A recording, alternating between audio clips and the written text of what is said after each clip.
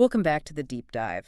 So if you've ever felt like that prescribed dating roadmap, the linear progression of steps. Step A, then step B, then C. Exactly. If that doesn't quite capture the depth or even the suddenness of your most meaningful connections, then I think this deep dive is definitely for you.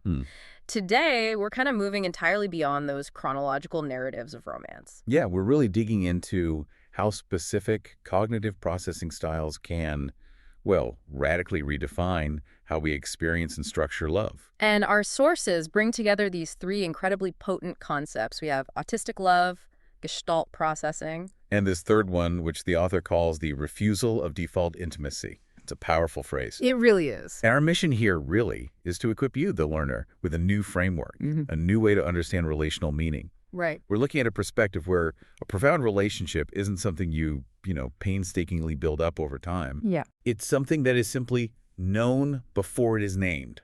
Hmm. The meaning, it just arrives whole, instantly. And the relationship has to adapt to that truth. Exactly. The structure has to adapt to the truth, not the other way around. Okay, let's unpack this. We are starting with a really compelling personal anecdote that sits right at the core of this whole idea. The author sometimes tells their wife a simple, stark statement. Yeah. That they would have married her the very day they met her. I mean, it just encapsulates this whole non-linear recognition.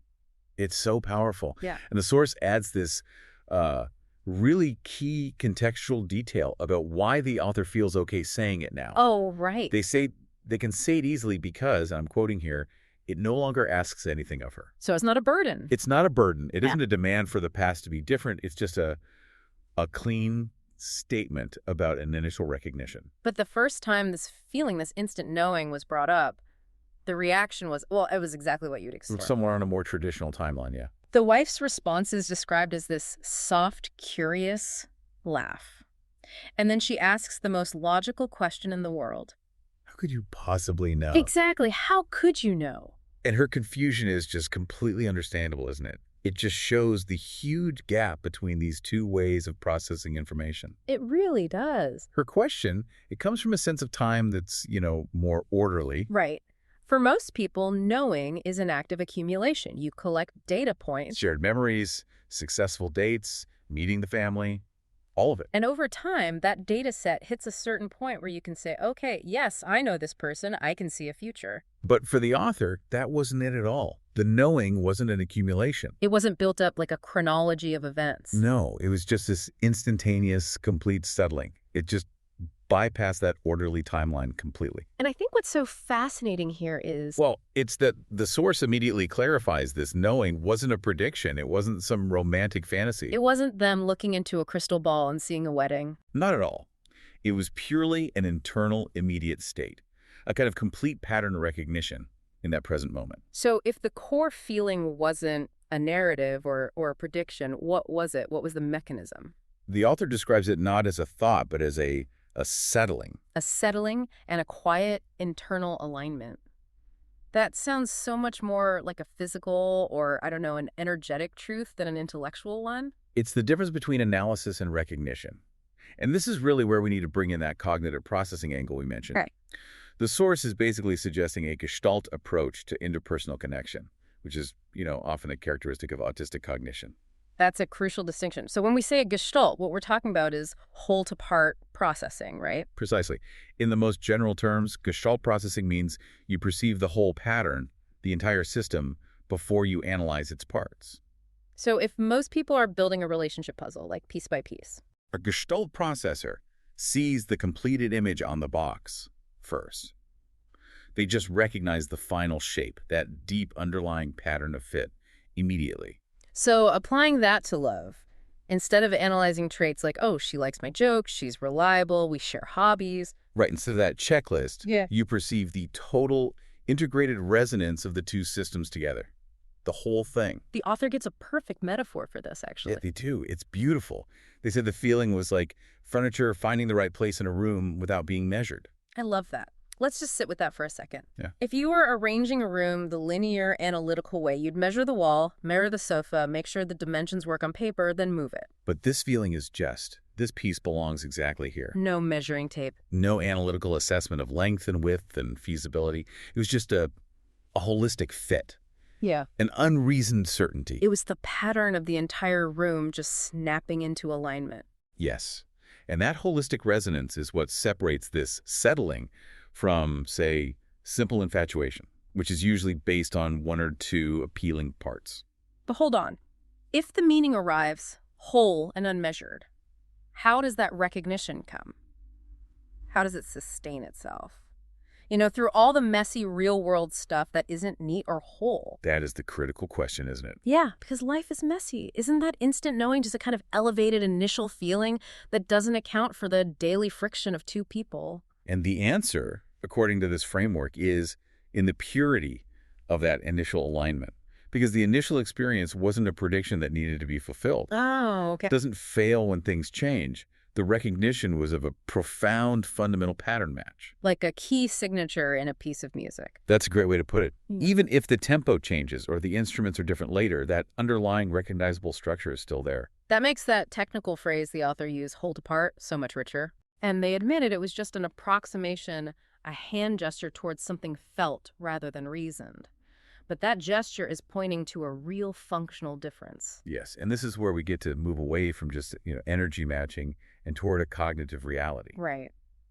The source says simply that some people's energy just matches perfectly, but we can ground that in pattern recognition for a mind that's attuned to patterns, to Gestalt. That perfect match is immediate, high-certainty data. Exactly. It allows the whole meaning, the connection, to arrive instantly, long before the part details, their biography or future plans, can be reasoned out. So this processing style, the Gestalt approach, it almost demands a non-linear approach to commitment. It has to. It forces the structure to follow the feeling, not the other way around. The distinction between measurement and alignment, it's profound. It is. And this kind of knowing doesn't happen in a vacuum, right? Yeah. It's deeply informed by the author's whole philosophy of love, which brings us to our next part. And this, for me, is where it gets really interesting. How do you house a relationship that starts with instant knowledge, not slow accumulation? That's a perfect transition, because the answer seems to be you do it by rejecting the default setting. The author frames this whole approach by identifying as queer in my orientation to love. And this isn't just about labels, it's about rejecting those prescribed relationship paths. And that rejection leads right to redefining core terms. The author talks about their use of the word poly. Right, but they're very specific. Very specific. They say it's in the sense of abundance, not accumulation. That distinction is the philosophical key to this whole thing. Accumulation, that suggests scarcity or like asset management. Yeah, it implies you're collecting partners or that intimacy is some finite resource you have to guard. Whereas abundance means a deep capacity for intense, meaningful connection exists freely. Freely and widely, yes. And crucially, recognizing one profound connection doesn't mean you have to restrict or own others. Because the initial alignment wasn't looking for completion. It was seeking resonance, not filling a gap. And that abundant orientation is what allows the whole-to-part alignment to be seen clearly without all the pressure of it having to become the one big measured connection that solves everything. It completely removes the existential stakes from the relationship structure. Yeah. And that brings us to the author's life before this relationship, which is so important here. Right. They stress that their life was not a waiting room. Such a great line. It is. They weren't incomplete. They weren't searching for correction. And that one statement just blows up the entire narrative of romantic scarcity, doesn't it? It completely refutes it. It says, I was already whole. So this connection, this knowing, it wasn't an antidote to loneliness. Or the completion of a missing half. But that identity context is vital. If the knowing were about filling a void, it would be a prediction based on scarcity. I need you to complete me, so I must commit. But since the author was already whole, The knowing is revealed as something else, just an intense, singular recognition of a unique, profound resonance that simply exists. this connects directly to that bigger, really radical theme of the refusal of default intimacy. Yeah, a rejection of prescribed structures, like the expectation of linear progression or the standard couple model. In favor of these intense connections that, as the source puts it, light bodies and minds up. Yeah, and the value of those connections is internal, not structural. They can sometimes drift apart without harm. Because their meaning wasn't based on how long they lasted or if they hit certain milestones. Exactly. The integrity of the connection rests in that initial whole recognition, not in the accumulated years. So if we kind of zoom out and connect this to the bigger picture, the ability to experience this whole-to-part recognition is really rooted in this fundamental orientation. That values intense, abundant connection over those linear expected relationship trajectories. It's an intentional choice to let a connection exist on its own terms, rather than forcing a feeling into a pre-measured default box. Like a 4-year dating process or a fixed monogamous structure. Yes. It allows the internal truth of the connection to dictate its external form. Not the other way around. And that, right there, is the core of refusing default intimacy. Okay, that brings us full circle. Let's try to summarize the takeaways for you, the learner. We've explored how identity, this queer and abundant orientation to love, works together with a cognitive processing style, that Gestalt or whole-to-part mechanism, To create a really unique way of recognizing love. a way that's based entirely on immediate internal alignment, on resonance rather than measured progress or some external narrative. And the central insight for you is this. When a profound meaning arrives whole, the structure of the relationship, it has to learn to listen to that immediate truth. Rather than the meaning being forced or bent to fit into a pre-existing expected structure. Like that standard, orderly timeline of dating, commitment, marriage. Okay, so what does this all mean? It means we have to challenge the entire premise of orderly time when we're trying to define depth. If the most profound relational truth can arrive the very moment you meet someone, a recognition that the furniture just fits, why do we insist on spending years validating it with external metrics? Like shared rent or a ring. Exactly.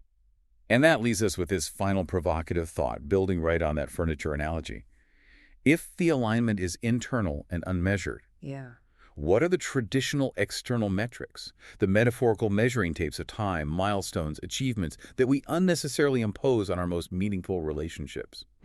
And maybe more importantly, what crucial, immediate, and resonant connections do we inevitably miss out on by relying only on that prescribed narrative path and ignoring the powerful, unreasoned feeling of an instant settling? That's the question we want you to mull over until our next deep dive.